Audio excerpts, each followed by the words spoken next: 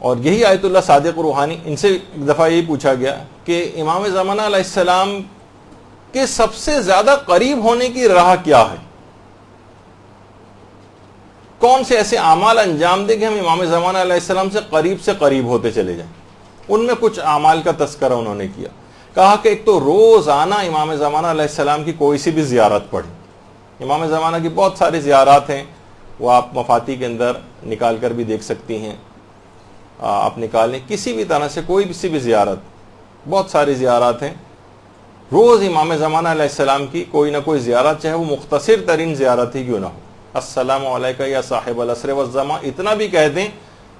تو یہ بھی مختصر ترین زیارت ہو جائے گی۔ ایک تو یہ روزانہ پڑھیں، اس سے آپ امام زمانہ علیہ السلام کے قریب سے قریب تر ہوتی چلی جائیں گی۔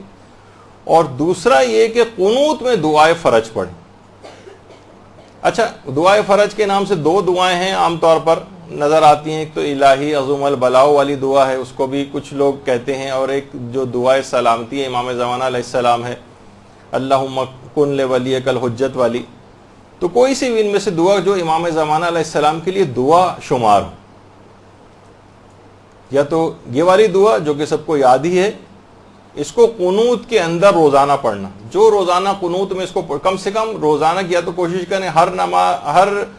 نماز کے قنوت میں یہ پہلے پڑھ لیں، اس کے بعد کوئی سی بھی اور قنوت کی دعا پڑھیں۔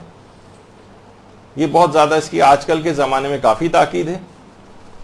ورنہ مختصر ترین جو اللہم کن لولیک اللہم عجل لولیک الفرج،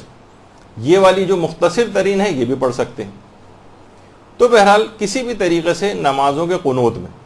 اور آیت اللہ علی آقا قاضی تو ایک جملہ اور فرماتے تھے کہ امام زمانہ علیہ السلام سے اگر کوئی ارتباط اپنا برقرار کرنا چاہتا ہے تو وہ نماز شب میں جو نماز وتر ہوتی ہے اس کے قنوت میں دعائے فرج پڑھے، بلکہ ہر روزانہ پڑھے، بلکہ اپنی ہر دعا میں دعائے فرج کو شامل کر لیں۔ یعنی آپ کو عمومی دعائیں بھی اپنی کرنی ہوں، مثلا کوئی سی بھی گھریلو ٹائپ کی کوئی دعا، اور شادی کی دعا، اور اولاد کی دعا، اور بیماری سے دور ہونے کی دعا، کوئی سی بھی دعا کریں اس سے پہلے دعائے فرج ڈال دیں اس میں۔ اس دعائے فرج کی برکت سے امام زمانہ علیہ السلام کے لیے دعا کر رہے ہیں، وہ تو پروردگار کو قبول کرنی، اس میں تو تمام موانعات مفقود ہو جاتے ہیں، علماء کہتے ہیں۔ جس وقت امام زمانہ کے لیے آپ دعا کرتی ہیں نا تو تمام رکاوٹیں جو دعا کی قبولیت میں بنتی ہیں، مانع ہوتی ہیں، وہ ساری کی ساری رکاوٹیں دور ہو جاتی ہیں امام کے لیے دعا کرنے کے نتیجے۔ اور خدا کی ذات اس بات سے بہت زیادہ کہیں زیادہ کریم ہے کہ وہ امام زمانہ کے لیے کی گئی دعا کو تو قبول کر لے، اور جو اس کے ساتھ لگی ہوئی دعا ہے اس کو رد کر دے۔ بہت مشکل ہے، پروردگار کی صفت کریمیت جو ہے اس سے بہت بعید ہے یہ بات۔ تو یہ والی دعا ہر دعا کے ساتھ اس کو لگا لیں۔ تو فرماتے ہیں کہ اس طرح سے آپ امام زمانہ علیہ السلام کے بہت قریب ہوتے چلے جائیں گے۔ اور آیت اللہ صادق روحانی ایک بات اور فرماتے ہیں، وہ یہ فرماتے ہیں کہ اپنے اعمال اور اپنی عبادات کو مستقل طور پر حضرت حجت کو ہدیہ کرنے کی عادت ڈال لیں۔ یہ حضرت حجت سے قریب ہونے کا بہت بہترین ذریعہ۔ اور اگر آپ نے فرماتے ہیں کہ اگر آپ نے اس کی عادت ڈال لی تو کچھ ہی عرصے میں آپ کو خود احساس ہو جائے گا کہ آپ امام زمانہ علیہ السلام کے بہت قریب آ گئے۔ اپنے اعمال کو، جو بھی آپ اعمال انجام دیتی ہیں نیک اعمال، اب مثلا آپ نے نماز پڑھی، امام زمانہ کو ہدیہ کر دیا اس کا ثواب۔ آپ نے روزہ رکھا، چاہے واجب روزہ رکھا چاہے مستحب روزہ رکھا، امام زمانہ علیہ السلام کو ہدیہ کر دیا۔ اور نیت یہ رکھیں کہ مثلا یہ جو میں ہدیہ کر رہے ہوں گے امام زمانہ علیہ السلام، یا اس میں چاردہ معصومین کو بھی آپ ایڈ کر لیں، شہدائے کربلا کو بھی ایڈ کر لیں، اور کہیں کہ نیت دل میں یہ ہو کہ میں ان کو ثواب ہدیہ کر رہی ہوں، اور ان کو ہدیہ کرنے کا بھی جو ثواب ہے، یعنی یہ جو ثواب ہدیہ ان کو کیا، اس میں ان کی بارگاہ سے جو ثواب اور فائدے مجھے ملیں گے وہ میں اس کو تمام کائنات کے شیعوں کے اوپر، اپنے مرحوم رشتہ داروں پر، سب کے اوپر میں اس کو تقسیم کرتی ہوں۔ اللہم صلی علی محمد وعلی محمد۔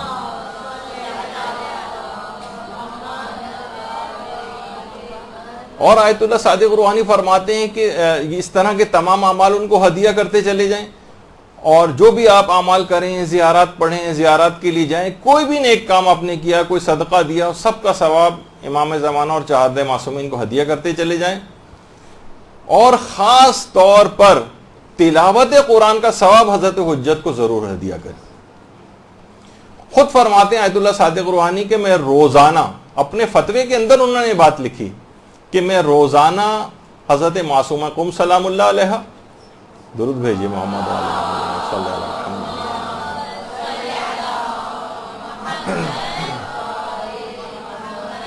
اور امام رضا علیہ الصلوۃ والسلام، اللہم صلی علی محمد وعلی محمد۔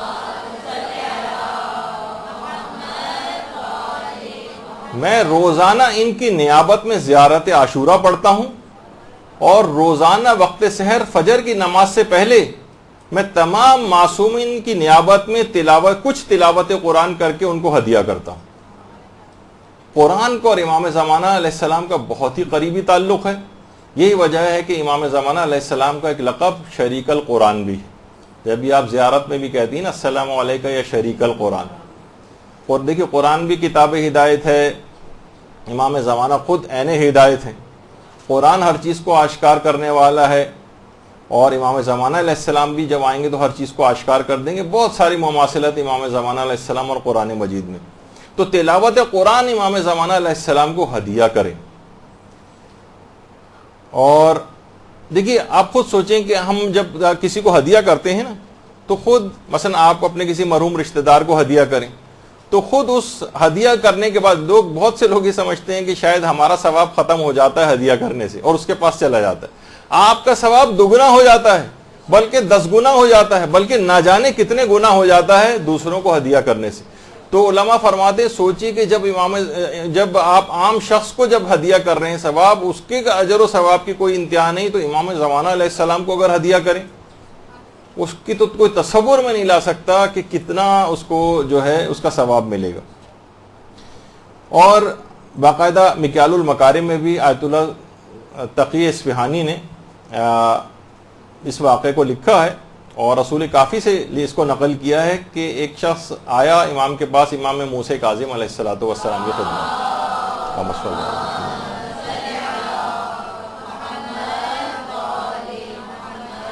کہا کہ مولا میں ہر ایک پورا قرآن ختم کر کے ایک معصوم کے نام ہدیہ کرتا ہوں، 14 معصومین کے لیے 14 قرآن، تو اس کا کیا ثواب ہے؟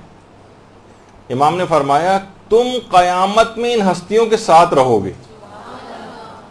کہنے لگا مولا حیران رہ گیا، اتنا زیادہ ثواب؟ اگر تصور میں لے کر آئیں کہ افضل ترین ہستیوں کے ساتھ کسی کو جنت میں رہائش نصیب ہو جائے، ہر وقت وہ ان کے پڑوس میں رہیں، کہا کہ مولا اتنا زیادہ ثواب؟ امام موسیٰ کاظم علیہ السلام نے روایت میں 3 مرتبہ فرمایا ہاں ہاں ہاں، ان کے ساتھ تم جو ہے جنت میں رہو گے۔ تو جب یہ علماء فرماتے ہیں کہ روزانہ کی بنیاد پر تلاوت قرآن کچھ نہ کچھ جو بھی آپ سے ہو سکے، شعبان میں تو ویسے بھی بہت زیادہ تلاوت قرآن کی تاکید ہے، دستور العمل وغیرہ کے اندر علماء نے بتایا، بہت سے علماء تو ایک پارہ روزانہ کم سے کم صرف شعبان کے مہینے میں ہی ریکمینڈ کرتے ہیں کہ پڑھنا چاہیے، اور رمضان میں تو لوگ ماشاءاللہ سے ویسا قرآن ختم کرتے ہی ہیں۔ تو اس طرح سے امام زمانہ علیہ السلام کی خدمت، تو یہ بھی آیت اللہ صادق روحانی سے انہوں نے بلکہ اس بات کو ذکر کیا کہ دیکھیے اگرچہ دیدار امام زمانہ علیہ السلام، ان کے چہرے کی زیارت بالا ترین افتخار ہے، اس میں کوئی شبہ نہیں،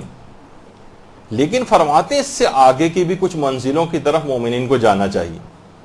مثلا امام کی رضایت حاصل کرنے کی کوشش کرنا، مثلا امام علیہ السلام کی دعائیں لینے کی کوشش کرنا، ایسے اعمال انجام دے کہ امام آپ کو دعا دیں، امام زمانہ علیہ السلام کے الطاف اور عنایات کو حاصل کرنے کی کوشش کرنا، اس کی فکر کرنی چاہیے۔ اور فرماتے ہیں اس کے لیے لازمی شرط ہے کہ انسان اپنے نفس کو پاکیزہ بنائے، اخلاق حسنہ سے اپنے آپ کو آراستہ کرے، اس کے بغیر اس راہ کو حاصل کرنا بہت مشکل ہے۔ برحمتك يا أرحم الراحمين وصلى الله على محمد وآله